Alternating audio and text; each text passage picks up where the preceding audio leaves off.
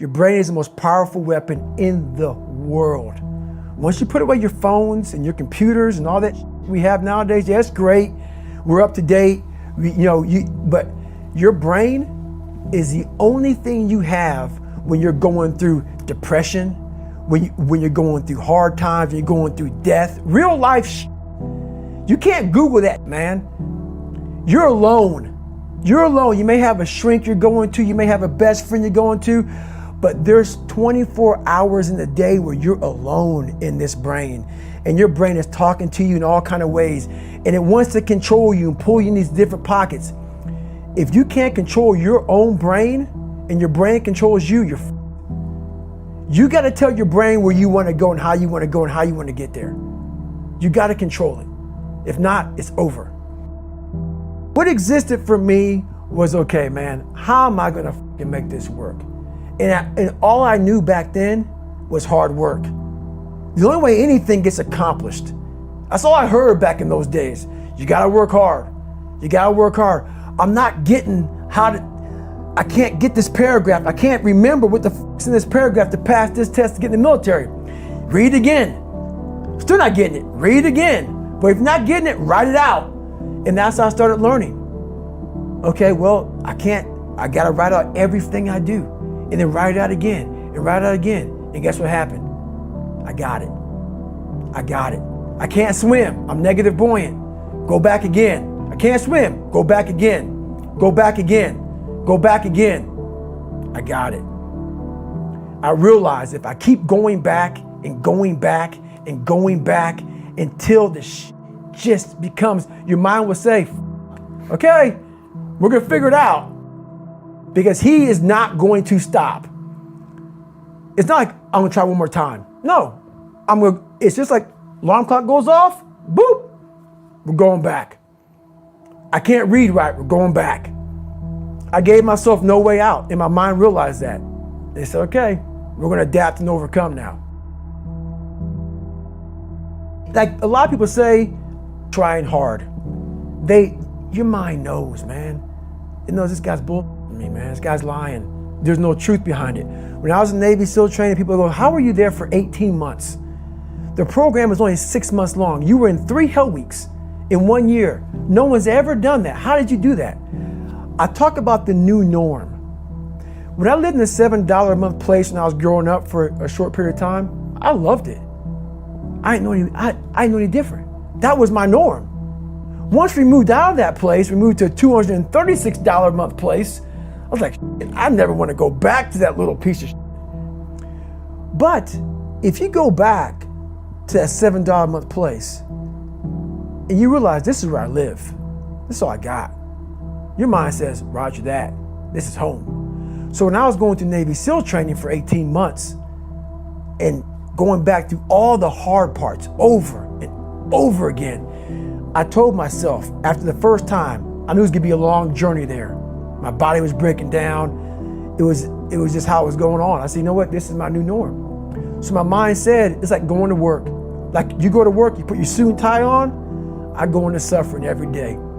Every day, suffering, being broken, duct taping my feet up, stress fractures, shin splints, being broken. This is my new norm. And your mind says, if we're not broken, this ain't normal. We gotta be broken. So then your mind starts to get tougher and tougher and more callous. People go, how did you run on broken feet? Broken shins.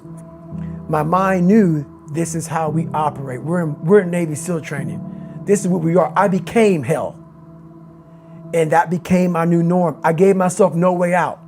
There was nothing outside these walls of hell. Nothing.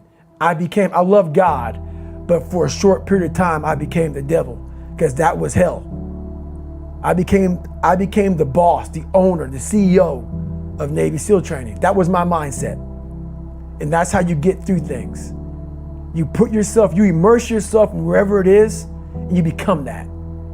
You become that and give yourself no way out. When I was 297 pounds and I was fat as hell trying to be a Navy SEAL, the scariest thing in the world to me, even to this day, was that could have been the rest of my life. I thought then I was trying hard. That's the scariest thing in the world. I thought then 297 pound, working for Ecolab, spraying for cockroaches, making $1,000 a month. I thought that was me at my 100% potential. Come to find out, a few years later, I wasn't anywhere near that. 106 pounds less, graduated Navy SEAL training, went on to do all these other things. Looking back on that, that was me trying hard. That's why people gotta understand, what is in us, we have no idea until we start trying hard. And I mean really trying hard, where you're obsessed with, hey, this is my new norm. My new norm is that, wow, this isn't always fun. It's not always meant to be fun. And that's when you know you're trying hard. People hear my story and think this guy is sadistic. I realized how the brain works. I figured out how the brain works. I'm a scared kid, and that's what gives me so much power. I had no foundation, and I built this off of just researching the mind. The feeling you get is basically invincibility. You realize that you can't do it all the time. When you need to do it, I know I can go to a place that I can live in. And when you know that you can run on broken legs and you can do certain things that a lot of people can do, but they're not willing to do, this power, this sympathetic nervous system of fight or flight, and you're fighting, it gives you this charge of energy of when you're sitting there at 3:30, 4 o'clock in the morning and you're duct taping your feet up because they're broken, and you're doing it by yourself, and you're going through arguably one of the hardest training in the world.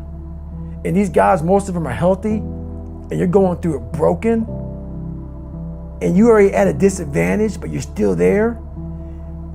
You can feed into that and tap into that for a lot of power.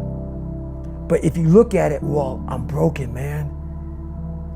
I'm not gonna make it. But if you look at it as, man, I'm broken and I'm still here.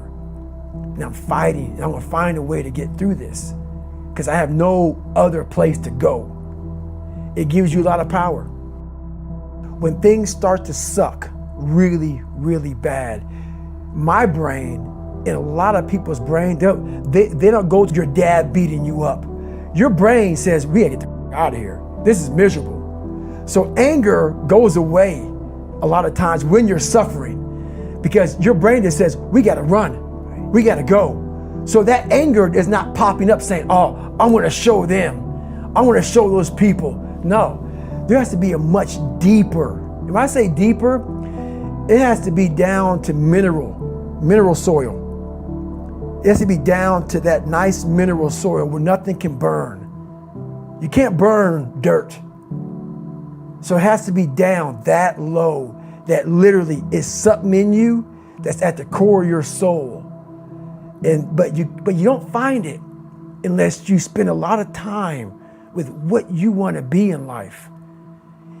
I can't give that to you. Right. You can't give it to somebody. When you find your true passion in life, and my passion for me wasn't like, oh, I want to be, I don't give a Navy SEALs, Army, I don't give a shit. I want to serve my country.